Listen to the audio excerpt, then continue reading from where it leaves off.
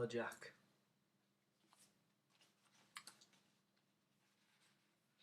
So it says there's only 2 people watching at the moment, so I'll just clicked over to 8 o'clock. So I'll just see if anybody else, 3 people watching, has logged on. If there's anybody there who is doing Year 11 history, just let me know and I'll crack on. Might be wondering why there's a very small oven behind me. That's my little boy's, that's Charlie's. It's not because I like to cook on very little things. So yeah, 3 people watching so far. And only Jack saying hello. So if anybody gives me an indication that they're actually watching, other than Jack, and want to know about GCSE history, so comment in the box. That would be smashing. Otherwise, I'll go and mark some Year 13 coursework. Thanks, Jack. Not that much of a celebrity though, because there's 3 people watching, so YouTubers have done better. I assume your school is Rossett. Otherwise, this is weird.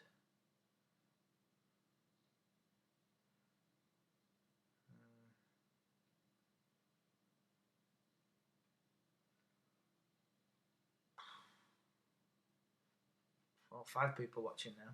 Oh, there we go. From 2 people. Hi, Emily and Rebecca. Right then. Now it's worth starting because there's 2 people I know who I should be teaching. No, I'm a celebrity at a different school, Jack. What school is this?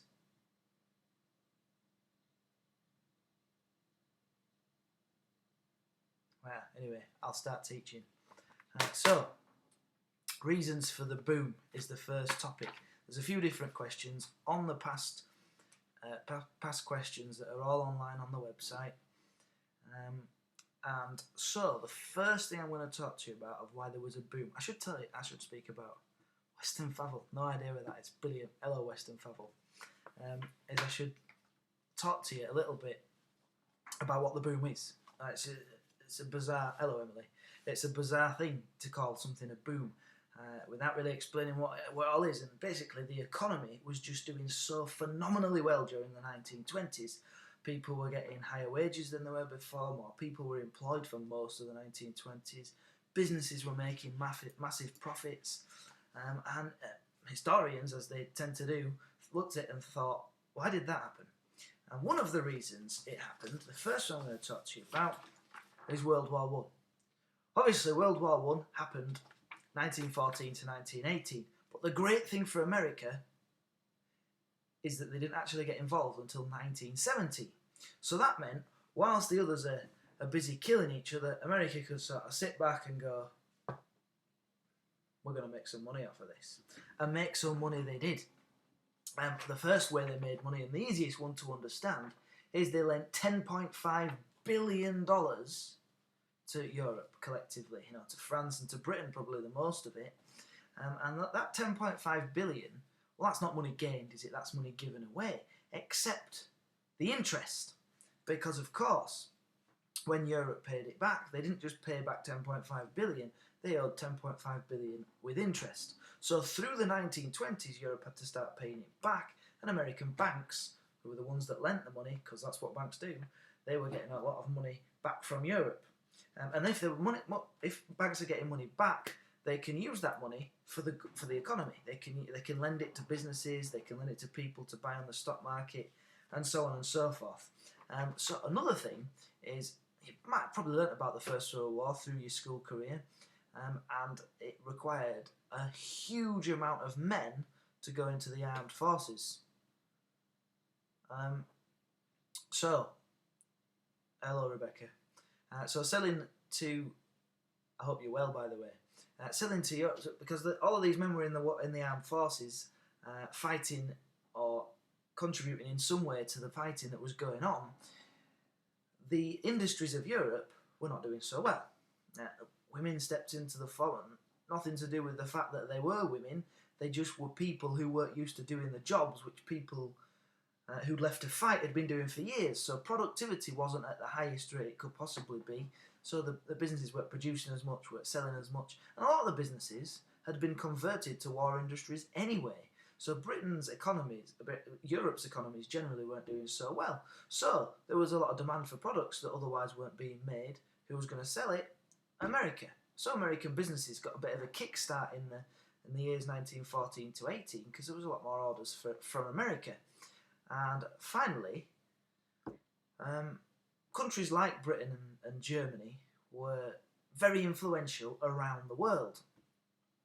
And when the war broke out, and I mean in business terms, they were investing in countries all over the place, mostly trying to exploit the resources for the good of the economy of their own country. And whilst the war went on, business wasn't a priority for Britain and Germany and France and all those countries involved. It just wasn't a priority at all.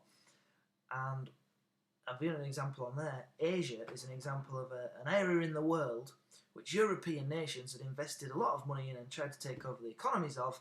When the war was going on, it wasn't their biggest priority, so America invested in those areas. So we've got America lent all that money and they were going to get it back with interest through the 1920s. There's one reason for the boom. Healthy banks, wealthy banks, very important for an economy. The other one is they were selling a lot of things to Europe during the war, which gave a lot of companies a big chunk of money, a big profit, which they could then use to invest in the 1920s, and taking over economic markets that were being neglected by European nations because of the war. One reason for the boom. Another reason for the boom, absolute classic, mass production. What does mass production mean? Well, it's kind of as it sounds. Mass is lots producing things. So producing lots of things, but a lot of things quickly. And Ford over here was the pioneer. He managed to cut the time to make a Ford Model T car from 14 hours to 93 minutes. That is an astonishing speed up. And because he managed to knock the time down of producing each car to that number, he could therefore afford to sell them a lot cheaper.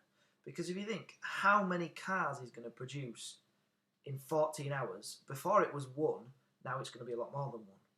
So he can sell them a lot cheaper because he's still going to make a lot of profit because he's going to be able to have more cars to be able to sell. How did he manage to do that? Well, there was a conveyor belt system. When the cars took 14 hours, that'd be good, Rebecca, if you can. No worries if you can't. Plenty of videos to watch. So before, when it took 14 hours, you'd just get one person or two people, a small team of people building each bit of the car. Can you imagine trying to build a car? Where do you even start? You've got to be an expert to build the seats, to the steering wheel, the gear stick. Obviously, the engine's probably the most difficult part, and everything. That's a big job. Ford had the great idea of let's not have just a few people building all these bits of the car. Let's have one person for each job, or a few people for each job, so they specialise. So if all you do is build the steering wheels day in, day out, and fit them to the car, then you're going to be so good at it after a few weeks, after a few years, and so quick at it as well, because it's the same thing over and over again. So the car would start on a conveyor belt, would go around the factory, and as it was going around, people would do their bit onto the cars. And so this conveyor belt system meant you could mass produce them on a huge scale, sell them for cheaper, which is also going to mean more people can buy them, and you can produce more, sell them cheaper, but still make more profit than you did in the first place. And why was it so good? Well, I've kind of put over here, got this side, other industries copied. Other industries that could get away with doing this, not all of them could, but they got the conveyor belt, they did the same sort of thing. It had a multiplier effect, because if you've got more cars to sell for cheaper, people can buy more cars. If you've got loads of cars on the road, you need lots of petrol stations, lots more jobs. You've got a need for more roads, road builders, mechanics, going to be loads more for them needed, salesmen, tourism as well, because people were using the cars to go off on their holidays off to the coast and things. So all of those other areas of the economy would be boosted by the fact that Ford had managed to get cars cheaper and produced in greater quantities so there were more on the road. So far, why was there a boom? World War I, mass production. What else we got? Credit. Alright, what do I mean by credit? Well, lending money. And why is that important? Well, first of all, it wasn't a new thing. You could, I mean, for years through history, centuries, probably since there ever been civilization, it was possible to lend money to people. Of course it was. It wasn't a new thing. What was new is the quantities that people were willing to lend and how acceptable it became. Because before the 20s, it was quite shameful, embarrassing to borrow money. Now, I mean, I borrowed money to buy my car. I didn't borrow it off the bank. The car company, it's just outside on the drive, that's why I'm pointing in this direction, they advertised it for however much. I didn't have quite that amount, but if I give a deposit and pay over a few months, then I can drive around in the car. That's hire purchase. A lot of people use it. It's not shameful. That's why I'm telling you without getting embarrassed. But before the 20s, it kind of was. It became more acceptable through the 1920s, so people were willing to borrow more, to pay for things over time in instalments. And well, I've told you about the situation with the banks, quite healthy, because they were getting all this money back from Europe with interest. They were willing to lend money out, and therefore, you think, I wouldn't be able to pay for that car if I didn't have the opportunity to pay off in instalments and have the car in the meantime. So I borrowed money to pay the company to get the car, and the company I borrowed the money from, I'm paying back over time. If that weren't possible, I wouldn't have bought that car. And that's me times hundreds of thousands. So the availability of credit meant that more people were able to buy a car, because they might not have been able to afford a chunk of money all in one, but they could afford it off their wages over time. So the availability of credit, in particular hire purchase, was more acceptable, but it meant more people could buy things. If more people are buying things, the company's going to employ more people to make the things that they need to make, and they might expand it. More people employed, more people with money, more people to buy things. It's a whole cycle. And then there's one more I'm going to talk to you about before I ask if there's any questions. So a little think. It can be questions about this, or it can be questions about anything to do with US history. So we've got Republican policies. Republicans were the party in power. It's the party in power in America right now. And the Republican policies at the time were laissez-faire, rugged individualism, low tax, low interference, and tariffs. What does laissez-faire mean? Well, it's a French word which kind of means leave alone. So the Republican policy was sort of let business get on with it. Low interference. So now, if I decide to set up a business and I wanted to employ somebody, I have to pay them a minimum wage. That's going to cost me. That's a big consideration. Do I employ that other person? It's going to take a big chunk of my wage out here, of my profits out. In the 1920s in America, if I wanted to set up a business, I could pay them however much I wanted. Obviously, if I offered like 10p an hour, or the equivalent in 1920s America, people aren't going to come work for me. They'll work somewhere else. But I can charge them as low as I want. If I get people to come work for me, that's fine. And I can also make them work for as long as I want. I can make them work 13 hours with a break of 10 minutes, and that's fine, because it's my business. I can do what I want because of the Republican laissez-faire policy. So that means businesses could make huge profits. That's kind of exploitation. There was a lot of exploitation of the workers. There was even, and it's not in the textbooks, but it's in the A-level textbooks, there was even still examples of child labour going on in the 1920s because of this laissez-faire. But because of the low taxation, it meant that companies could keep more of their profits. And the argument from the Republicans would be that they could then invest those profits. If they were taking huge chunks of tax off their companies, maybe they wouldn't employ so many people. Maybe they wouldn't build the other factory in the other city and expand and help the economy to grow.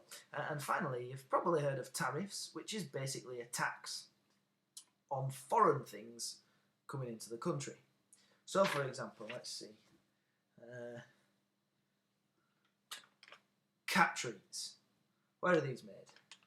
Let's see, it should say Ireland.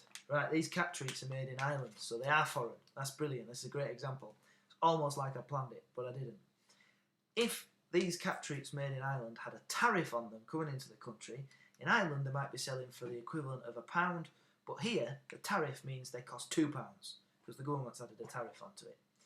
And if I go into the shop and there's some other English cat treats on the shelf that are cheaper than £2, then I'm probably going to buy them. That's the idea. If the people actually really want to buy the foreign stuff, that's fine, they can buy it. The government's going to win because they're going to get this extra tax from the tariff. more likely aim of a tariff, though, is that people are not going to buy the foreign cat treats or whatever it is. They're going to buy the American products. And if they buy the American products, then that's going to help the American businesses do particularly well. So there we go. Reasons for the boom. If I run through Republican policies, laissez-faire, let things alone, let the businesses do as they please. Credit meant people could afford to buy things that otherwise they wouldn't have been able to afford to do. So companies made more profit because they made more sales. World War One, the banks won out of that because they lent 10.5 billion and got it back with interest. The companies won out of World War One because they made massive profits which they could then invest later, and taking over economic markets in the world that had otherwise been neglected by Europe because of the war. Have I told you more? No. Mass production. Ford was the pioneer. He was the first to really use this method successfully, and he cut down the time, cut down the price, other industries copied, and the car industry itself had a multiplier effect. Other companies, of course, copying it meant they could sell things a lot cheaper, produce them quicker, and make more profit. So there's your first question, reasons for the boom. Now, I'm going to just nip and get a drink because my throat's getting a bit dry, but I want to answer any questions you've got down there. I'll be back momentarily.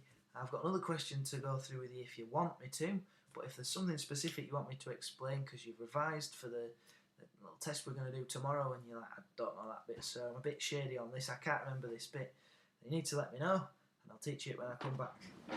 Enjoy the view of the cat thing and the cooking thing. That's a bit more interesting view. There you go, look. I had a little tea party this morning. Anyway, back in a minute.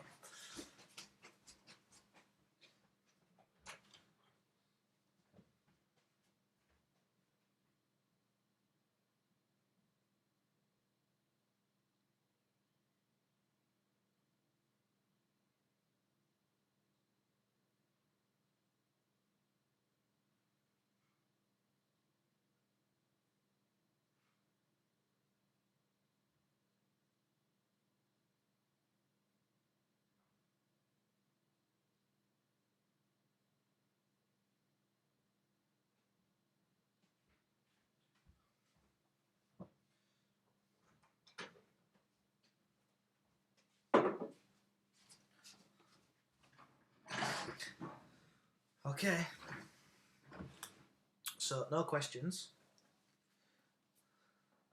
Give us a clue, somebody. Somebody write something in the box. Am I waiting for a question, or shall I just crack on with another thing? Let's find out where Western Favell is whilst I'm watching. Oh, look. Kieran's got a question. Clueless on the new deal. Right, we'll go with that in a minute.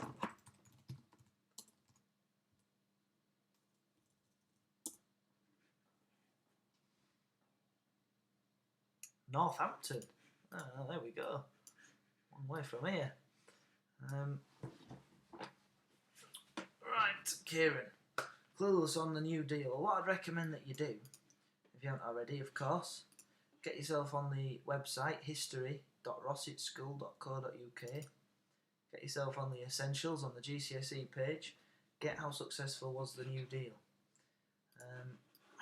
What can I tell you? I'll just tell you a bit generally about the new deal. And Kieran, you must tell me if what I tell you you're not sure about. You're still like, what are you saying there, sir? But if you look at the how successful is the new deal revision breakdown from the website, hopefully you've got that in front of you. You can see I've separated into a couple of things. One, how successful was the new deal? Which is most of the first page. Well, it's all of the first page really. It's kind of the key question number 4. But the whole first part of it kind of explains what the new deal was all about. And the second part of the page, that first one, is opposition to the new deal. On the back, it goes through evidence, success and limitations. But let me basically run it down for you. What was the new deal? Well, it was sort of Roosevelt. Originally, it was Roosevelt's catchy election slogan. He was trying to offer the American people something new, and the Americans were fed up with Hoover. In the 1932 election, they'd had enough of Hoover, and he sort of jumped on this bandwagon and said, look, I know that you've had enough of Hoover, I'm the new person, I'm the New Deal. So this was like his slogan. In the election campaign, he didn't really set out what the New Deal was going to be, but there was a New Deal when he actually took power. He changed the way government acted, and the way that he changed government is because, as I've just spoken about before, the Republicans, who were in control until 1932, believed in laissez-faire, leave things alone. Even when the economy went completely kaput in 1929 with the Great Depression, Hoover didn't really do very much to try to deal with it because he thought things would sort themselves out, and the Americans were furious about this. You probably remember them naming their shanty towns on the edges of cities Hoovervilles after the president. It was like an insult, saying, this is where we've ended up and it's your fault. So Roosevelt comes along, he offers them the New Deal, a new deal to the American people. And you've probably heard about alphabet agencies as well, which, if Roosevelt makes a law, like this is going to happen, it doesn't just happen like that. If our government now said everybody, smoking ban, right? There's going to be, smoking is illegal. It don't just happen like that. Say smoking is legal, everybody suddenly does it. It has to be policed, it has to be looked after. Something's going to have to be done about the smoking companies. You have to have a group of people who make it happen. That's what the alphabet agencies were. The government passes a law, Roosevelt passes a law, it doesn't happen, you have to put people in charge of making sure it happens, and this is what the alphabet agencies were. And most of the alphabet agencies were aimed at dealing with the Great Depression, with the huge economic problems and the poverty, and everything that was going on at the time, which you learnt about in year 10. So I'll tell you about one of the best things that Roosevelt did, in my opinion, when he took over, was the Emergency Banking Act. It's the first thing on the sheet there. And lots of people were very, they were lacking in confidence about the banks. And there's good reason for that, because thousands of them went bust during the Great Depression. And so people lost all their savings, they lost everything. If the bank went bust, it's run out of money, you don't get it. No matter how much you beg, the money is not there. The bank has gone bankrupt. So what Roosevelt knew is, to have a healthy economy, you need healthy banks. I've said that before in this podcast. And the banks, clearly, were not doing so well. And because the banks weren't doing so well, people weren't putting their money in them. And lo and behold, the banks weren't doing so well because they need money. A healthy bank is a wealthy bank. And economies need healthy, wealthy banks for the economies to flow. Roosevelt needed a way to get the people to put their money back in the banks instead of keeping them in a secret place in the house, in a shoebox or something. How on earth could he get the people to start trusting the banks again? Well, he spoke to the people on the radio, which was one of Roosevelt's classic things. Fireside chat. It's on the sheet as well. And he told the people of America, look, I realise it's going to be hard. He probably did an American accent. Look, I realise it's going to be hard. We're going to shut the banks for a few days. You ain't going to be able to get your money out. I understand this is going to be inconvenient for you, but you have to bear with me on this one. When the banks reopen, you trust me, I'll make sure they're all inspected during this time. When they reopen, we'll only allow the ones to reopen that we've decided are healthy banks. If we do this, and I send my inspectors round, I need something from you. I want you to try and trust me and trust the banks and put the money back in the banks, and I'm sure you'll do it. And he probably didn't say it exactly like that. That's what the American people did. They appreciated his honesty. He says, I know it's going to be hard. Trust me. And if you trust me, I trust you, we'll put your money back in the banks. And by the beginning of April 1933, there had been $1 billion more money put back into the banks by the American public. So that's an example of how his fireside chats worked. They listened to him, they understood what he was asking, and they put it into action.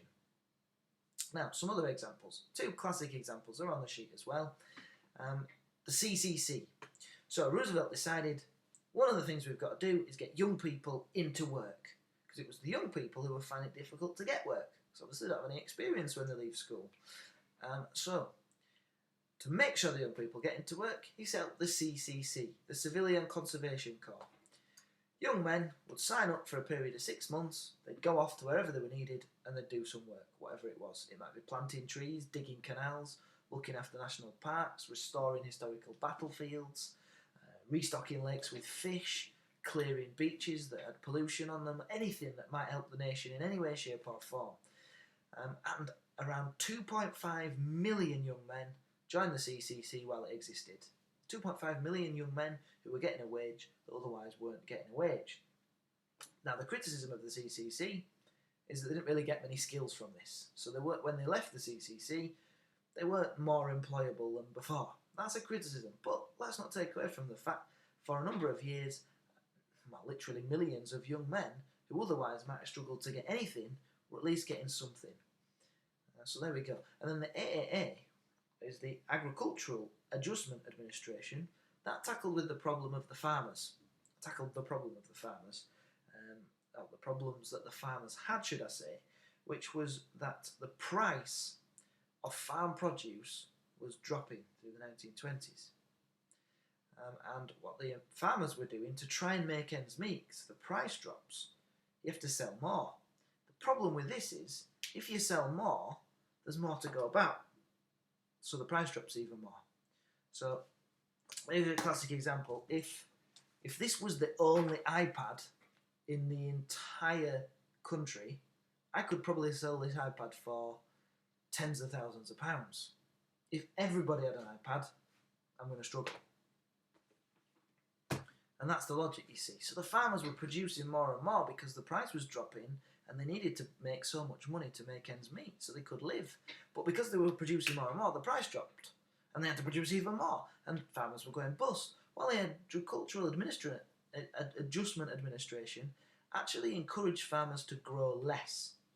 Introduced quotas and rewarded farmers. Right, you produce this much, you produce this much. And if farmers stuck to those numbers and didn't produce too much, Roosevelt would reward them. Or, right, actually, not Roosevelt, the AAA would be the agency that would look after these quotas, set the quotas out, and reward the farmers that stick to them.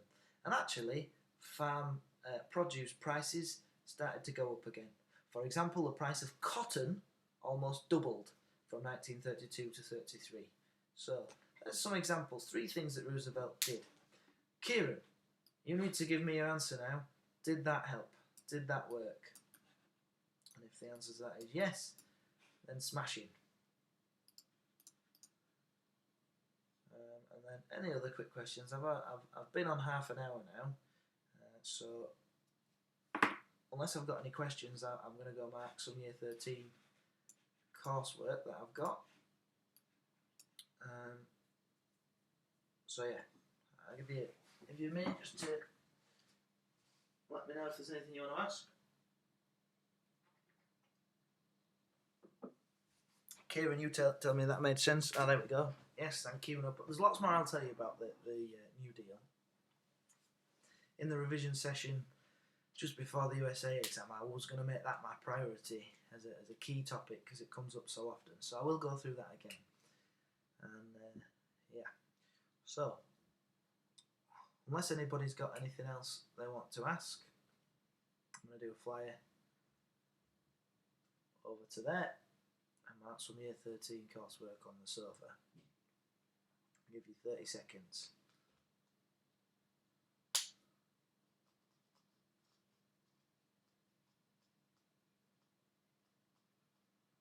Seconds. Guess a lot of you will have an REP exam tomorrow, so you probably want to be going off to revise that when you finish with this, especially you, Emily Atkinson. I saw you revising or talking to me about that on Friday. Was it you, or was you on about a physics exam? I don't know. 15 seconds, no questions.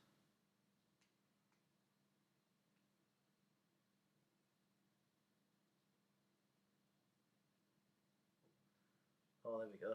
Could you explain any more about intolerance, like prohibition? Yes, I can. So, there's kind of, I mean, intolerance, the 2 classics, is you've got prohibition, won't go into that one, but I'll go into the two other classic examples of intolerance in American society in the 1920s.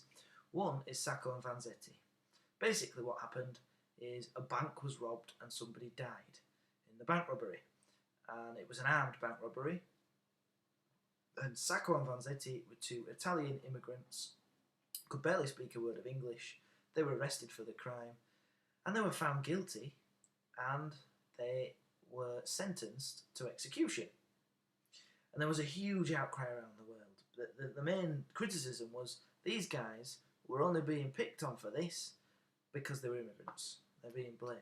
Because there were, and it's on the sheets, so if you have a look, there were a huge number of witnesses who said, I seen these two, and they weren't where that bank was when that bank was being robbed. I saw them with my own two eyes. They can't have done it. So, and this is a huge number who came. I think, off the top of my head, I think it was 103, but you'll have to check the sheet. Even though there was all those people, and countries around the world criticising America and saying, look, don't execute these men. There's not enough evidence for it. They were still executed. And the whole idea of why that might be intolerance is because, well, there was a lot of anti-immigration feeling in the 1920s. America had kind of left its borders open, and so many immigrants had come to America up until the 1920s. At that point, it's when America had decided enough's enough, and there was a lot of anti-immigrant feeling. So it was an example of intolerance because the immigrants were the ones who were accused of the crime, executed for the crime, even though there was maybe enough evidence to suggest that they didn't actually do it. And the other example of intolerance is in Tennessee. It was illegal to teach the theory of evolution, that we humans came from monkeys and evolved from monkeys or apes or whatever. You know the story. It was completely illegal to teach that, and instead you had to teach the whole. Well, you weren't allowed to teach it. You had to focus on the Garden of Eden, Adam and Eve, God creating man, and then God creating women from the rib of the man, and so on and so forth, and the snake, getting the woman to eat the apple that was forbidden fruit, etc., etc. That was the thing that you had to teach. Not just in Tennessee, by the way, in a number of southern states, but it was in Tennessee that a man called John Scopes decided, I'm not having this. This is ridiculous. I'm going to teach the kids both stories and let them make up their own minds. Or something like that. Maybe he didn't. Maybe he thought, I don't agree with the Garden of Eden thing, I'm just teaching them the theory of evolution. Either way, he taught the theory of evolution when it was completely against the law, and he knew it would be. But he was testing the system. Are they really going to enforce this? And what happened was, they arrested him, there was a big court case, and it was national news. In fact, it was probably in newspapers around the world, and it kind of made a laughing stock of some of the southern politicians in America. This is in the A-level textbooks rather than GCSE textbooks, but it's true. Because they were trying to argue censorship effectively, that even if this theory is out there, you're not teaching it. Whereas maybe the more sensible thing, which what people criticise them for, is teach them both and let them make up their own minds in an informed way. Don't say you're not learning it because we don't agree with it. But in the end, the court decided that Scopes had broken the law. The law stands. Scopes was fined. I don't remember how much. It wasn't massive. The fine and the punishment is not the issue. It's that thing happened in the 1920s in America. They were so intolerant of other ideas, especially in the South where it was incredibly religious, they weren't even willing to accept anything else to be taught. They were going to stick to the theory that they had of where man came from, and no other theories were allowed, no matter how credible. So there you go. There's two examples of intolerance. You've got the KKK and the racism of the South. And also, by the way, the John Scopes thing, that was in the 1920s. It wasn't until the 1960s before they actually allowed the theory of evolution to be taught in Tennessee. So a little bit of an addition for you there. So there we go. Another thing. And unless there's any other questions that pop through, you can ask me questions about things that have already been on that you're not sure about. If you've not understood it, then there'll be other people who haven't understood it. so they'll appreciate the question as well. That's the thing. It's a bonus this, make it teach you here for a bit, but I can't tell if you've understood it or not. I'm not asking you any questions, so you have to help me out here if there's anything that I've gone over too quickly or that I've mentioned and assumed that you covered, and maybe you missed that lesson or something. Who knows? So, last chance.